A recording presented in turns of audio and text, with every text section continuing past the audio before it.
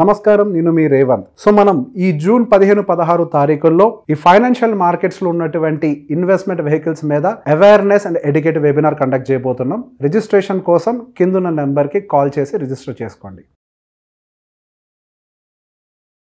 నమస్తే, welcome to Suman TV. నేను విష్ణు. ప్రస్తుతంతో పాటు ప్రముఖ స్టాక్ మార్కెట్ అనలిస్ట్ రామచంద్రమూర్తి గారు ఉన్నారు. వారితో మాట్లాడదాం. సార్ నమస్తే. సార్ రామచంద్రమూర్తి గారు. నమస్తే విష్ణు గారు.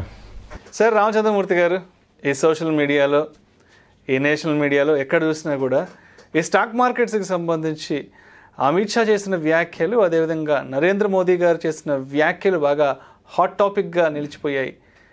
జూన్ 4 నుంచి జూన్ 4న లోక్సభ ఎన్నికల ఫలితాలు వెలువడనున్న నేపథ్యంలో మార్కెట్లు దూసుకెళ్లబోతున్నాయంటూ కూడా వారు చేసిన వ్యాఖ్యలు మార్కెట్ వర్గాల్లో బాగా సంతృప్తినిచ్చాయి. అండ్ అదేవిధంగా మూడవసారి కనుక ప్రధానిగా నరేంద్ర మోదీ గారు అధికార పగ్గాలు చేపడితే మరి సెక్టోరియల్గా ఏ సెక్టార్స్లో మనం మంచి డెవలప్మెంట్ని చూడొచ్చు అంటారు? ఏ సెక్టార్స్ బాగా ఫ్లరిష్ అయ్యే అవకాశం ఉంది అసలు? ఇక్కడ ఒకటి సార్, నరేంద్ర మోడీ గారు కానీ అమిత్ షా గారు కానీ వాళ్ళు చెప్పకపోయినా యాక్చువల్గా రిజల్ట్ టైంలో మార్కెట్ అనేది డెఫినెట్గా విపరీతమైన పాజిటివ్ అవ్వచ్చు, నెగిటివ్ అవ్వచ్చు, వరల్డ్ ఆ రోజైతే చాలా ఎఫెక్ట్ ఉంటుంది. మనం గత 4-5 ఎలక్షన్స్ చూస్తే గత 3 ఎలక్షన్స్లో చూసుకుంటే చాలా పాజిటివ్ ట్రెండ్ వచ్చింది. అయితే ఇప్పుడు ఏమైందంటే ఈ వ్యాఖ్యలకి ఇంకా పాజిటివ్ యాడ్ అవటం అనేది జరుగుతుంది. ఎందుకంటే మనం ఆల్రెడీ దేశం మొత్తం ఒక రకంగా చూసుకుంటే బీజేపీకి ఫేవర్ అయితే కనిపిస్తుంది. అయితే వాళ్ళు పెట్టిన టార్గెట్ 400 కనుక వస్తే ఒక రకంగా మార్కెట్ యొక్క రియాక్షన్ ఉంటుంది. అలాగే 350 మెజారిటీ రావటం చూసుకుంటే, అంటే ఇక్కడ ఓన్లీ డిపెండెంట్ అంతా కూడా నెంబర్ ఆఫ్ సీట్స్ని బట్టి ఇక్కడ పాయింటే తప్ప ఇప్పుడు గెలుస్తుందా లేదా అనేది లేదు, ఆల్రెడీ కన్ఫర్మ్ కాబట్టి. సో నెక్స్ట్ అపోజిషన్గా వాళ్ళకి తక్కువ వచ్చి వీళ్ళకి ఎన్ని వస్తున్నాయి, ఏ రకంగా ఇప్పుడు 400 ఆయన వాళ్ళు ఇచ్చిన కాల్ అది కనుక అయితే మాత్రం డెఫినెట్గా మంచి ర్యాలీ వచ్చేస్తుంది సార్. ఎందుకంటే ఒక స్థిరమైన ప్రభుత్వమే ఎవరైనా కోరుకునేది. మనకి ఇష్టం ఉన్నా లేకపోయినా, ఎవరికి ఇష్టం ఉన్నా ఎవరికి లేకపోయినా, ఏ కంట్రీలో అయినా ఒక స్థిరమైన ప్రభుత్వం కనుక ఉంటే ఆటోమేటిక్గా డెవలప్మెంట్ వస్తుంది. అయితే అదే ఇప్పుడు ప్రజెంట్ ఉన్న గవర్నమెంట్ కనుక నెక్స్ట్ కనుక రావటం వల్ల అడ్వాంటేజ్ ఏంటంటే ఇవే వాళ్ళు దేని మీద అయితే ఎక్కువ ఫోకస్ చేస్తారో అవి ఇంప్లిమెంటేషన్ అవుతాయి. అంటే ఆల్రెడీ ఇప్పటి వరకు ఏవైతే స్ట్రీమ్ లైన్ లో ఉన్నాయో ఇవన్నీ కూడా ఇన్ ఫోకస్ అయిపోతాయి, ఫోకస్ లాగా వచ్చేస్తాయి. ఇప్పుడు మనం చూస్తున్నాం ఆంధ్రాలో అంతకుముందు గవర్నమెంట్ ఇది పోలవరం ప్రాజెక్ట్ పెట్టుకున్నారు వాళ్ళు.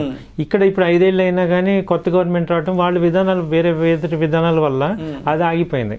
అది పాజిటివ్ వచ్చి నెగిటివ్ వచ్చి కానీ ఉంటే ఏమవుతాయంటే ఏ గవర్నమెంట్ అయినా ఒకటి అనుకుంటే ఒక 10 years టైం పడుతుంది సార్, పెద్ద పెద్ద ప్రాజెక్ట్స్ కానీ డెవలప్మెంట్ కానీ. అందువల్ల ఏమవుతాయంటే ఇప్పుడు లాస్ట్ 5 yearsకి ఈ 5 yearsకి ఈ గవర్నమెంట్ చేసిన మేజర్ ఏంటంటే ఈ గ్రీన్ ఎనర్జీ కానీ, విండ్ ఎనర్జీ, రెన్యూబుల్ ఎనర్జీ కింద, అలాగే electric vehicles, infrastructure, rails, main defence, వీటి మీద చాలా పెద్ద ఎత్తున వీళ్ళు తీసుకొస్తున్నారు విప్లవాత్మకమైన మార్పులు. అవి కనుక ఏమవుతాయంటే ఫ్రూట్స్ అందుతాయి. ఇప్పుడు అంతకుముందు మేక్ ఇన్ ఇండియా కాన్సెప్ట్ ఇప్పుడు వచ్చింది, అది డిఫెన్స్లో కూడా వచ్చింది. సో దాంతో ఏమవుతుందంటే మనం ఎక్కువగా అంతకుముందు ఈ అవుట్ సైడ్ కంట్రీస్ మీద మనం ఎక్కువ డిపెండ్ అయ్యేవాళ్ళం. ఇవాళ ఓన్గా ఆర్మీ తయారు చేసుకుంటున్నాం. అవి ఇంకా ఎక్స్పోర్ట్స్ కూడా చేసుకునే స్టేజ్కి వస్తున్నాం. అలాగే ఈవెన్ కంప్యూటర్స్, ఐటీ రంగాల్లో చూసుకుంటే చిప్స్ మ్యానుఫ్యాక్చరింగ్ ఇప్పుడు స్టార్ట్ అయింది, make in India concept. So చాలా వరకు ఏమవుతుందంటే చైనాకి ఒకప్పుడు మనం సర్వీస్లో టాప్ ఉన్నాం, ఇప్పుడు మ్యానుఫ్యాక్చరింగ్లో కూడా టాప్ వచ్చే అవకాశాలు ఈ 5 yearsలో కనపడుతున్నాయి. అలాంటి విజన్తో ఈ గవర్నమెంట్ వెళ్తుంది కాబట్టి అవన్నీ కూడా మనకి ముందుకెళ్ళే అవకాశాలు ఉన్నాయి. అయితే ఇప్పుడు మీరన్నట్టు సెకండ్ క్వశ్చన్ మీరన్నట్టు ఒకవేళ పెరిగితే ఏ సెక్టార్స్ బాగా మనకి ఫ్లోరిష్ అవ్వచ్చు అంటే ఇది ఎందుకు చెప్తున్నామంటే ఇప్పుడు అలాంటి సెక్టార్స్లో ఏమైనా రేట్లు డిప్ వచ్చినప్పుడు ఇన్వెస్ట్ చేసుకోవడానికి ఒక మంచి అవకాశం.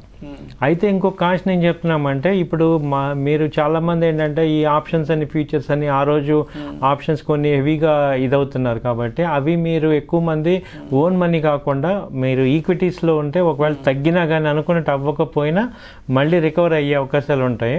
ఈ ఆప్షన్ ఫీచర్స్ అనేవి బాగా రిస్కీ ప్రొడక్ట్స్ కాబట్టి మీరు వాటి జోలికి వెళ్లకుండా ఇలాంటి మనం డిఫెన్సివ్ తీసుకునే అంటే మనకి ఇబ్బంది ఉండదు. సో అలాంటి ఏంటంటే కంపెనీస్లో మనం చూసుకుంటే ఫస్ట్ లాస్ట్ 5 years నుంచి మేజర్గా వచ్చేది డిఫెన్స్ సెక్టర్. బడ్జెట్ డిప్లాయ్మెంట్స్ కూడా ఎప్పటికప్పుడు ఏ సంవత్సరం ఆ సంవత్సరం పెద్ద ఎత్తున చేస్తున్నారు. చేస్తున్నారు.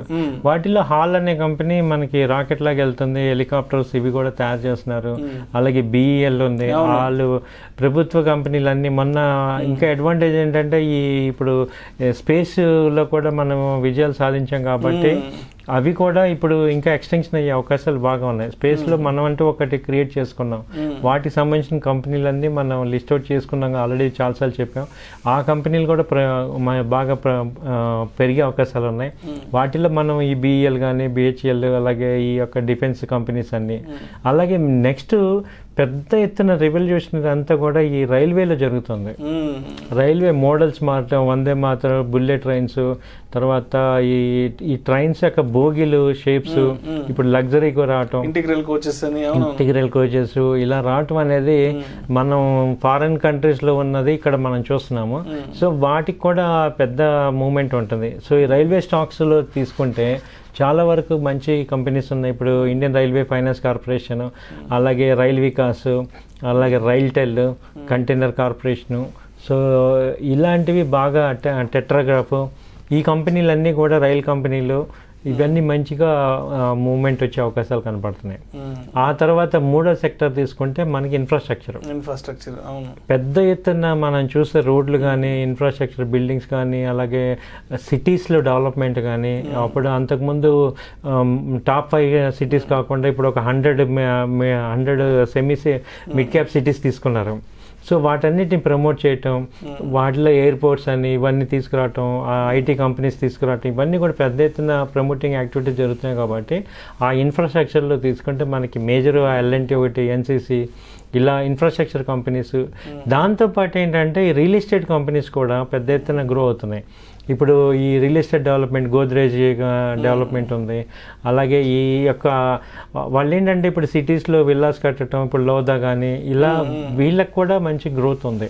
ఎందుకంటే ఎప్పుడైతే ఒక ఇన్ఫ్రాస్ట్రక్చర్ డెవలప్ అవుతుందో రియల్ ఎస్టేట్ ఆటోమేటిక్గా డెవలప్ అవుతుంది. ఈ రెండింటికి కోఇన్సిడెన్స్ ఉంది. అలాగే నాలుగో సెక్టర్ తీసుకుంటే ఇప్పుడు పెద్ద ఎత్తున పిఎస్యు బ్యాంక్స్ బాగా గ్రో అవుతున్నాయి. రదర్ దెన్ ప్రైవేట్ బ్యాంక్స్ కన్నా మనం అంతకుముందు ఎప్పుడు చూడండి ఏంటంటే ప్రైవేట్ బ్యాంక్స్ ఎప్పుడు లీడ్ చేస్తున్నాయి.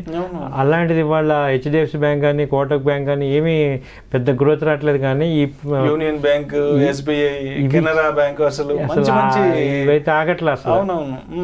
కాబట్టి పిఎస్సి బ్యాంక్స్ కూడా మంచి ర్యాలీ వచ్చే అవకాశం ఉంది. ఫైనల్గా ఐదో సెక్టర్ మనం టచ్ చేస్తే ఈ ఆటోమొబైల్ ఇండస్ట్రీ. ఎందుకంటే ఆటోమొబైల్లో వెహికల్స్, ఎలక్ట్రికల్ వెహికల్స్ ఇప్పుడు లాంచ్ అవుతున్నాయి, ఈవెన్ 2 వీలర్స్ కూడా వస్తున్నాయి. కాబట్టి అందరికి కూడా చాలా అట్రాక్టివ్గా ఉండే ఎలక్ట్రికల్ వెహికల్స్. ఇప్పుడు ఫ్యూయల్ తగ్గిపోవటం అనేది ఒక మంచి పరిణామం. కాబట్టి సో ఎలక్ట్రికల్ వెహికల్స్ కానీ ఈ ఆటోమొబైల్స్ అన్నీ కూడా మనకి ఈ నెక్స్ట్ 4 ఇయర్స్లో ఇంకా చాలా బాగా పెరిగే అవకాశాలు ఉన్నాయి. సో ఇలా ఓవరాల్గా ర్యాలీ వస్తే మాత్రం ఈ కంపెనీస్లో మనం కూడా పార్టిసిపేట్ చేస్తే మనకి మంచి ప్రాఫిట్స్ వస్తాయి. ఏదైనా ఇంట్రెస్ట్ ఉన్నప్పుడు లాంగ్ టర్మ్కి ప్లాన్ చేసుకోవచ్చు. అది కూడా త్రూ మన అడ్వైజర్ని సంప్రదించి వారి యొక్క సలహాలు, సూచనల మేరకే మనం డెసిషన్ తీసుకోవాలి. అవునండి. రైట్. ప్రేక్షకుల విజ్ఞప్తి, ఈ వీడియోలో ప్రస్తావించబడిన అంశాలు కేవలం ప్రేక్షకులకు అవగాహన కొరకు, ఇన్ఫర్మేషన్ కొరకు, ఎడ్యుకేషన్ పర్పస్ కొరకు మాత్రమే వీటి గురించి ప్రస్తావించడం అనేది. ఇవి మా రికమెండేషన్ అయితే కాదు. పెట్టుబడులు పెట్టే ముందు మీ అడ్వైజర్ని సంప్రదించి మాత్రమే తుది నిర్ణయం తీసుకోగలరని మా మనవి. Right. Thank you sir. Thank you so much. Thank you sir. Suman టీవీలో మీ పర్సనల్ అండ్ బిజినెస్ ప్రమోషన్స్ కోసం కింది నెంబర్కి కాంటాక్ట్ చేయండి.